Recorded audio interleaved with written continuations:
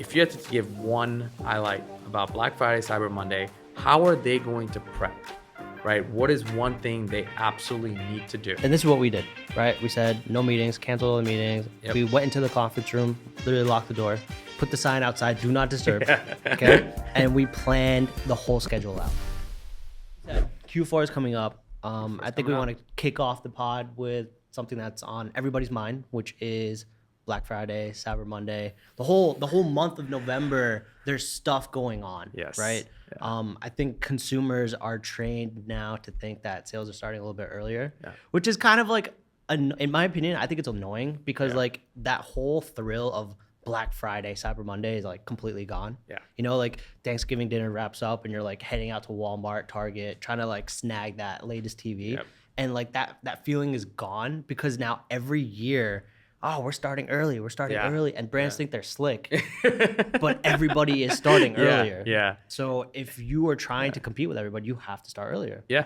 It's that concept of somebody ruined it for everyone else, right? And it's like, and now you can either sit there and complain and hold out, or you have to take the opportunity cost and say, all right, what is it going to take for me to join the cult, but also be a little bit different? Yeah.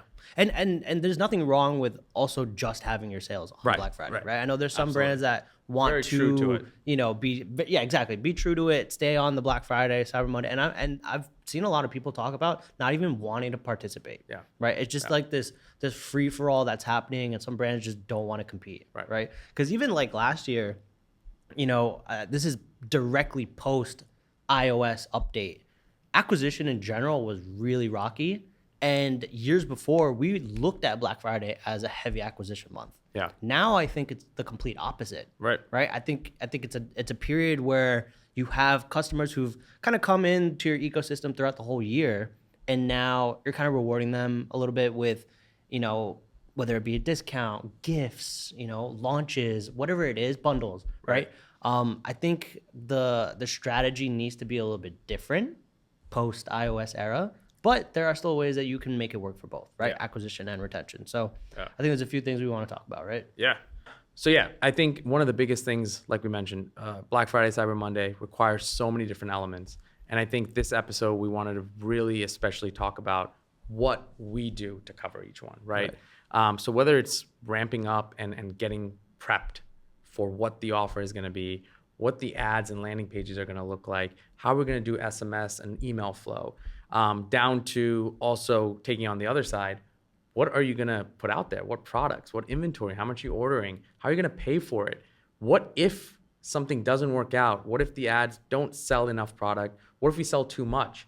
How are you going to plan forecasting? How are you going to plan all these things?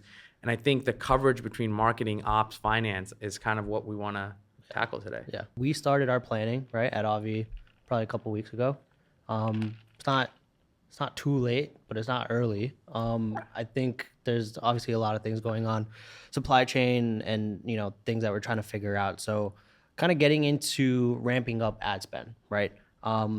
There's pros and cons here, right? Do you kind of bring budgets back now to go full blast during November? Or are you prepping, you know, an audience that can be later targeted to later, right? So in my opinion, I think keeping things as business as usual, right, on the advertising front. If you're in line with your KPIs, why pull back? But also, there is to a point that budget is limited for people, right? Like you don't want to blow through your budget now when you could blow through it later on, right? So I think what brands should be doing is at least thinking about, hey, listen, there's gonna be a rush coming. There is a natural lift in conversion. Do you want to slam budgets now or later, right? So being able to do both while hitting KPIs now and also building an audience, right? Just remember every single ad that you're running right now is going to create a pool of people that can be later remarketed to, right? Whether that's through leads or just in general, just in your ecosystem that can be later remarketed to when you actually have a decent promo going on, right? And when people are more in the mindset of buying, shopping, gifting, things like that. Right. And you would have the same strategy, whether like we do a 1 month long sale, November 1st to December 1st. Right. Would you have the same mindset and strategy if someone was doing a week long sale, just Black Friday week and Cyber Monday, versus people who were like, oh, this concept of November 1st to December 1st sounds good. Yeah. Would you look at it the same way? Yeah, I think after the last couple of years and how Black Friday has been, I think the shift towards more evergreen promotion is more prevalent than just like, hey, we have a Black Friday sale banner, this and that, come shop our sale, right? Everyone's going to be putting that out, especially bigger brands, because like they haven't caught on to this yet, right? Exactly. Where evergreen content is going to win 9 times out of 10, right? So whatever you're running right now, keep it as is, right? If it's performing well, especially with Facebook, it's so like finicky, don't touch it. If it's working, keep it going, right? The only thing that you do now change is your landing pages, right? Right now, like if you go to an Avi landing page, it's the main offer, the main call outs and everything. What we will do is probably just swap out that banner, right? So it's Black Friday sale. It's going to be the same sale technically for acquisition, right? True. Here's where it gets tricky, right? Is that you don't want to acquire a customer that's only coming in on that heavy discount, right? There's LTV issues with that, this and that. You don't want to, we've seen it, right? So if you can maintain the same deal that you are running year round, maybe make it a little bit better, right? Free gifts, different ways to value than heavily discounting. I think that's where brands can win, because your ads that are currently converting right now and winning are still, going in on those. And then they come down to a landing page where it's like, it converts, but now there's a little bit better of an offer. A brand looking at how to plan their Black Friday, would you tell them start your sale November 1st or wait till Black Friday? I can only choose one. It's such a it depends answer. Fair. I guess from your experience, why are we doing November 1st to December 1st? Honestly, I think the reason we've done it was always to be able to compete with the rest of the market, right? I'm not even just talking about the like brands out there. I'm talking about within our niche, right? You see brands like already starting. Yeah. Like pre-Black Friday, Black Friday. We can't like. All right, listen. If I'm running ads, that's just my evergreen offer. Like, hey, free gift with purchase, and like my competitor A and B are like, all right, Black Friday started early. Who are you gonna go buy from? Right. So there's that level of, I need to be competitive in this market versus not being too spammy and like not being realistic with the timelines. Yeah. So you come up with all of these different concepts of what you want to maybe even offer, who your customer is, blah, blah, blah, right? The presentation is the most important piece though. So what does that look like? It's actually like the funniest story, because last year, I don't think we were as prepared as I want to be this year. I don't know if you remember last year, Black Friday, we hyped up Black Friday's coming. Like the last 2 weeks of October. Last 2 weeks. Right. We had a Facebook event. For those of you who know us, we have this massive AVI community on Facebook, pumping out, like, hey, this sale is coming. Like, save your money. This sale is coming. We have surprises. We have restocks. Everything, like, we're throwing everything at you, right? We have this event. There's thousands of people waiting, So the last 2 weeks of October, we're really hyping this up. And we had a lot of changes to the website, right? We were trying to optimize for conversion, right? Have the gift bar, the gamification gift bar, trying to have, everything transfer over to a Black Friday sale, right? So like all the product pages had like 25% off, stickers on each one. Like everything that needed to be there for a sale was supposed to be there, except when we launched. Right. And at the time, our developer was overseas. 5-6 hours ahead. And we launched at like 7 p.m. 7 p.m., right? As soon as we launched, the whole website crashed. Like nobody could add to cart. People could like free gifts left, right, and center. Like we were offering 4 free gifts. Okay. When you get to checkout, each number said like 20 30. Okay, guys, like, listen, we love our customers, but we're not giving you 30 shaker cups for like no reason. It's not a wholesale order. Like, So now imagine trying to wake up your developer in the UK, 12 a.m., 1 a.m., pinging them on WhatsApp, like, can you wake up? Like somebody got to get on this. So we had to shut the website down, right? And what was really funny is that about 2 hours later, we got it fixed. Everything was running smoothly. And I don't think any of us were like looking at the sales numbers. But there was a massive spike on our app Yeah. because everybody Went to the rerouted app. Yep. and like Yep. downloaded the app. Everybody in our community was like, we can't access the website. Yeah. And all like the Avi VIP fans were like, yeah, Go but to you the can app. download the app, And Yeah. like We the even funny saw a enough, spike in there was a downloads, too. spike in downloads that day. You know, shout out to Tapcart for standing strong with us that Yep. day. But like it was just the point of the story is even though it's funny now, it wasn't back then because like you're at the office till like 9 p.m., 10 p.m. trying to figure this out. But the moral of the story is prep at least 2 weeks before. Make sure your website's QA'd well in advance. Yeah. And if you are going to make any updates, make sure they're not too crazy within those 2 weeks. Right? Tactically speaking, is that working on a different theme and like letting that just be there, ready to go? Yeah. Because I feel like some people don't even know. Like I was new to the concept of themes can be worked on. You know, like last year I found like, you know, so like, is that what it is? Like just prep this in the back end? Yeah, I think our team has done a really good job at always like, even when we do our launches now, right? We have a launch every 2 weeks, this and that. It's always prepping the theme before, right? You can make edits to it. You can send the theme preview to whoever needs to see it for QA. Get everything in place, right? To the point where it needs to go live. It's pretty much functioning, right? You know that it's functioning to the point where you can just hit publish at 12 a.m. Boom, you're good. So I would work on a different theme. You know, get your developers on board. Make sure that you know their timelines and deadlines are scheduled out, and QA, just really QA everything. Yeah. So with basically everything being prepped, right? You have your themes are ready, landing pages are ready, ads are ready. What are we doing this Black Friday that's different than most? Yeah. And how are we focusing a little bit more on like LTV than other years? And how are we like actually doing this? Yeah. No, and I think so much of this is, you know, coming down to the most unsexy part of business, which is supply chain. Right? It's like you make it sexy though. Low key on Twitter, everyone's like, yo, Ron's the only one talking about this.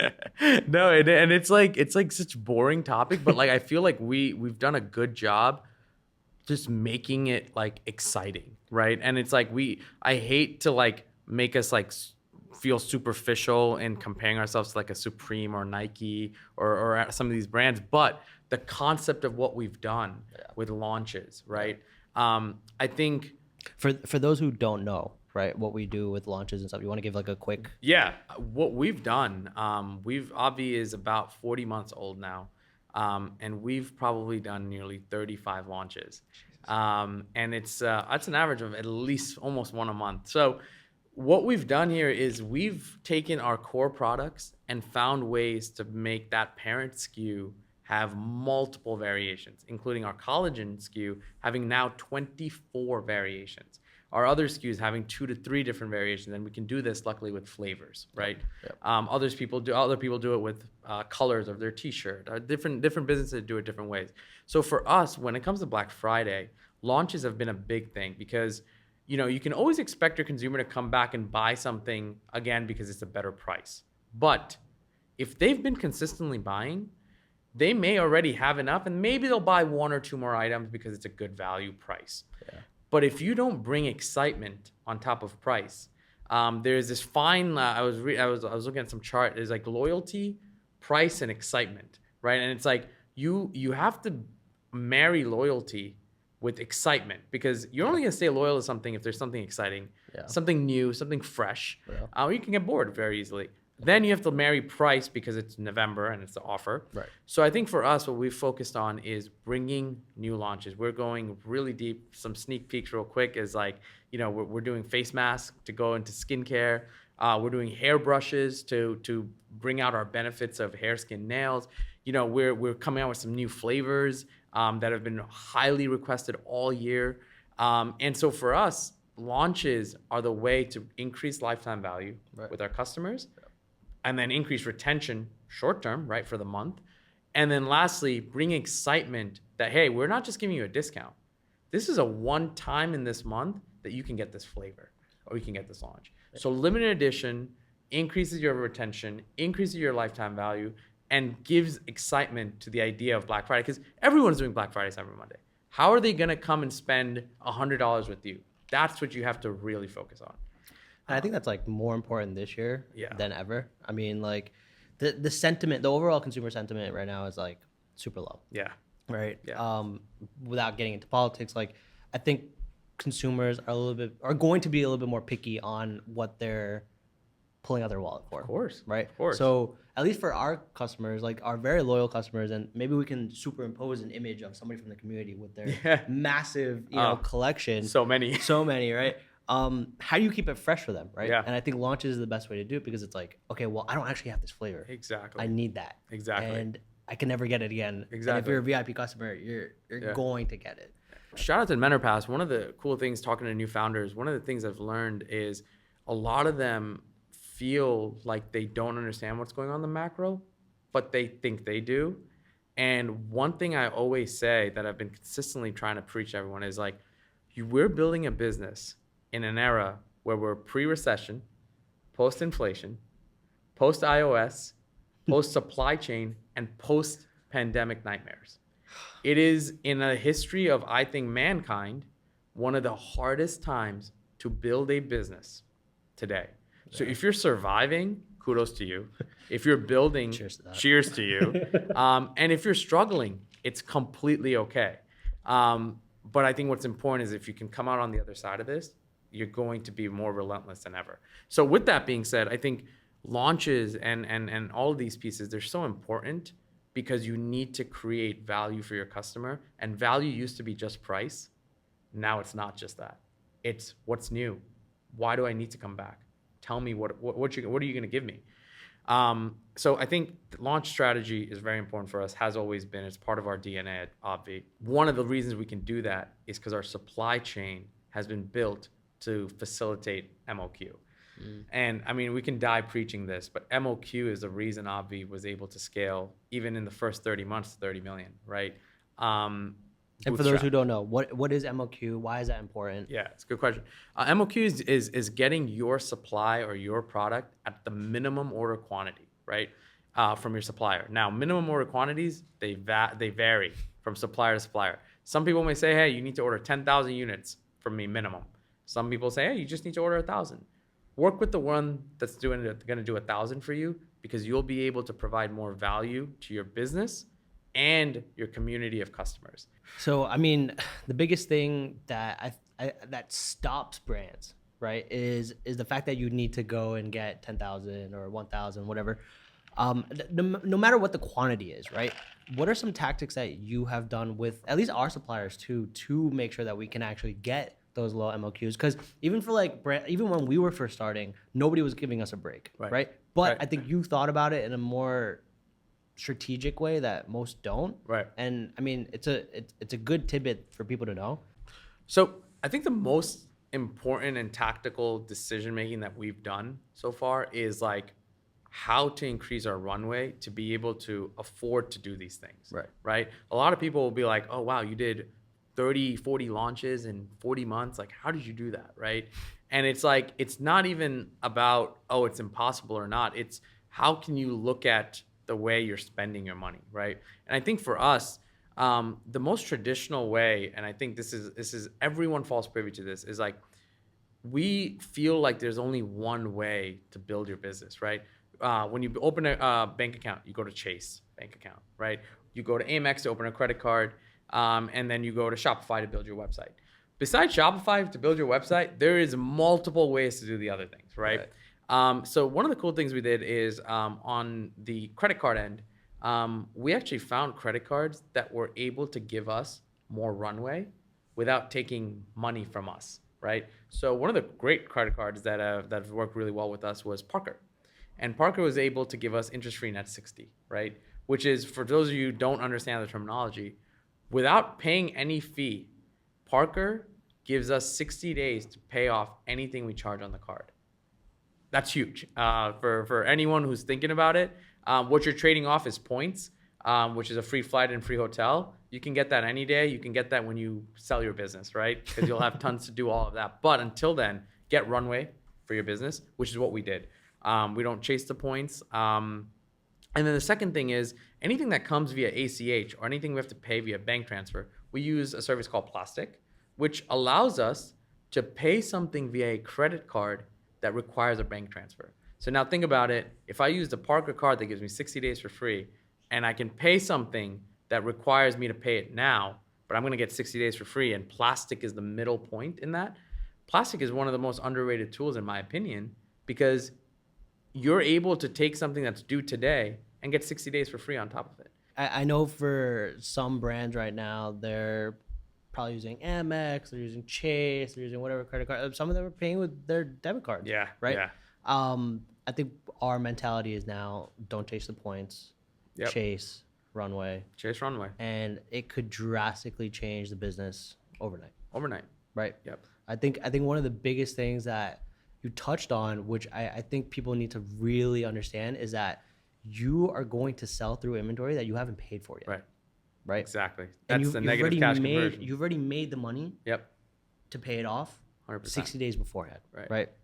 So and think about how powerful that is. And when you tie it into something like Black Friday, right? Everyone has lofty goals this Q4, and always every Q4. So if you get the ability to not lose your cash, right, but find ways to be aggressive on the sales cycle, get tiered launches because now you don't have to pay for inventory up front, right?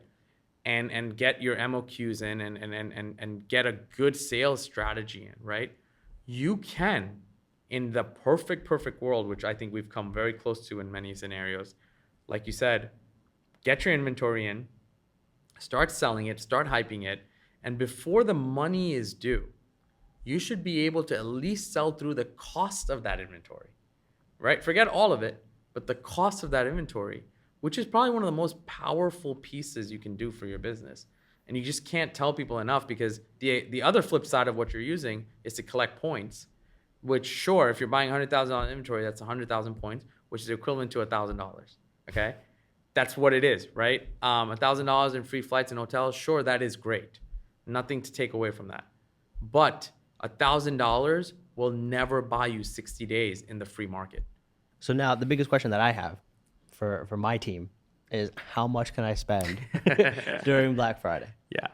I mean, it sounds like everything is in place for this to be the perfect storm. Yep. So I think I guess this would be a good time for us to maybe just talk about where we're going to deploy, you know? Allocation. Yeah. Allocation right now, I think is super important. Post iOS, even this year, even this week, people are having issues with Meta, right? What can we do to overcome this? And the answer is always going to be diversify, right? It's everybody knows the answer to this, but like, it's so hard to move everything away from Facebook, right? It is that beloved platform that made businesses what they are today, right? It helped make Avi what it is today, but there is a time and place for it, and it's appropriate to have it in your tool belt, but there are other channels out there that are going to drive efficiency for the business, right? So I still think the majority is going to go towards Meta, but different percentages, right? So we're going to look at Facebook. We're going to look at TikTok. When I say Facebook, I mean Facebook, Instagram, right?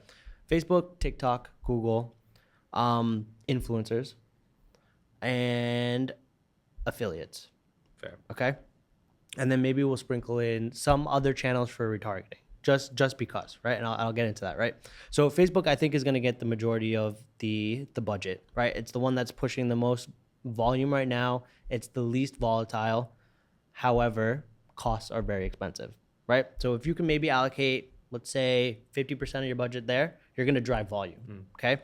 Now you have to look at other channels that are not as great as pushing volume, but can bring down your overall CAC, right? And those channels are typically TikTok, Google, right? Google's really great for us right now. Obviously Google is great for, branded search, making sure that, nobody's really kind of encroaching on your territory. There's a lot of competitors in our field. A lot of them are bidding on our keywords.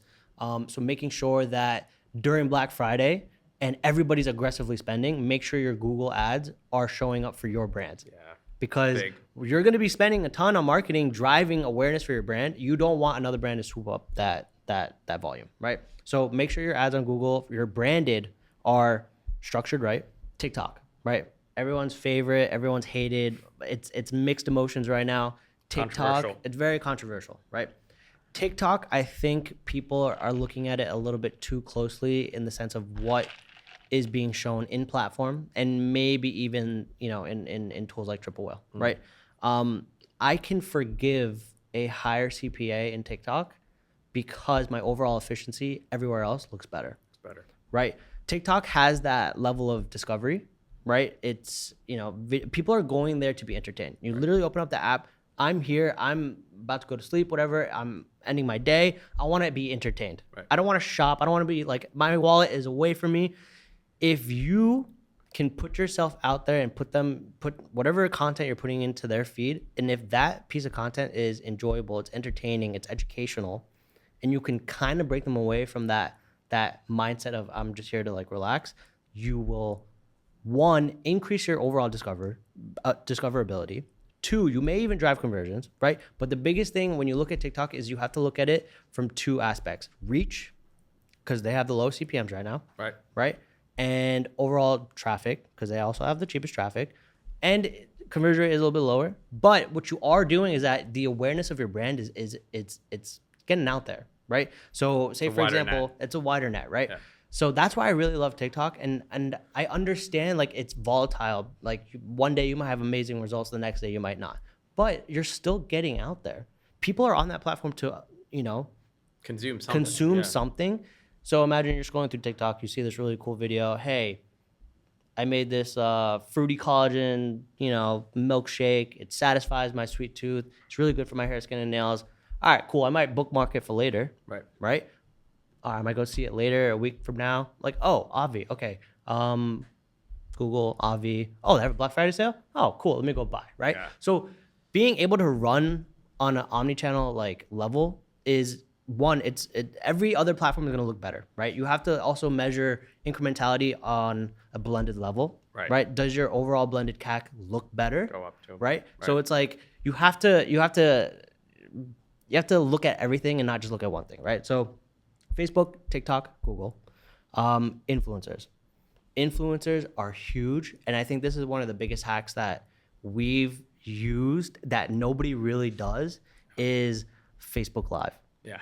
Getting influencers who do have a following on Facebook, Instagram, going live is huge, right? The live feature within Facebook in itself, as soon as somebody broadcast is insane. Right? Everybody gets a notification if you're following that person. Yeah. If as soon as they go live, you get a notification, right? It's so underutilized. So if you do have influencers, see if they have a following on Facebook, get them to go live, and do something where it's like, hey, we have, we're going to talk about this product, whatever it is, share this post, do a giveaway, this and that. The engagement kind of skyrockets. It further pushes that live into everybody else's feed, right? So getting your influencers around that time to kind of go live, talk about your sale, talk about the new products that we're coming out with, restocks, whatever it is, will get you that additional reach. 100%. Right? The point of this is reach, right? I think a lot of people try to measure influencers on like, oh, they post, here's my discount code, sales, right? That's not the way to do it anymore. It's about reach and sales, of course. But like the reach is what's also going to impact the efficiency across the board, right? So say, for example, we have, our influencers that, we love and, they're posting on Facebook, and typically their videos get anywhere from 500,000 to 1 million views. Yeah. That's insane reach. Yeah. That's discoverability.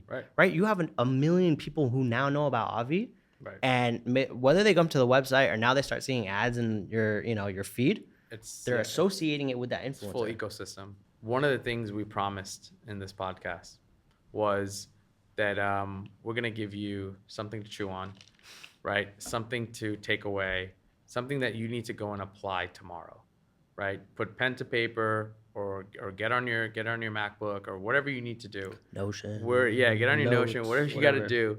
You're gonna put something that you can take away right now. If you had to give one highlight about Black Friday, Cyber Monday, how are they going to prep, right? What is one thing they absolutely need to do? Yeah. What's your one chew? The one thing I would tell people, just block out an hour minimum, just an hour of your day. And this is what we did. Right? We said no meetings, cancel all the meetings. Yep. We went into the conference room, literally locked the door, put the sign outside, do not disturb.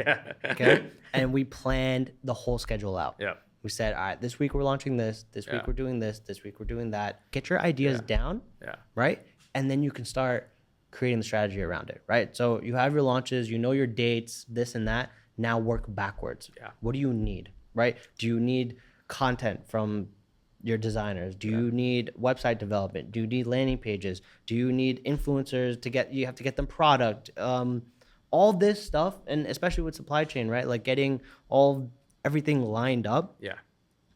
Work backwards, right? Just start. Phenomenal. Just start.